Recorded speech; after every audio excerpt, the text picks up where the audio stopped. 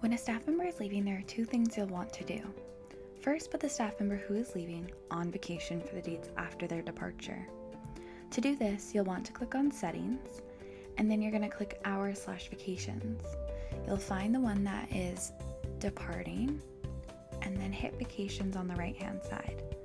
You'll then add a vacation for them, so I will choose a date that they are leaving and a few months from now to ensure that none of the clients are booking with them, and hit Save. So now their vacation's been added.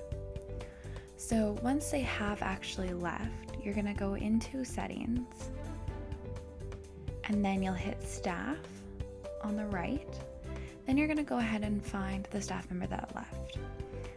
Click on that person, scroll all the way down, and there will be a button, Delete Staff. It will confirm that you want to delete them. Go ahead and delete them.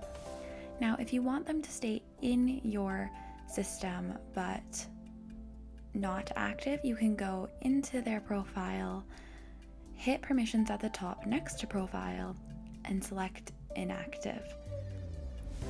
This will keep them in your system, but people won't be able to book with them.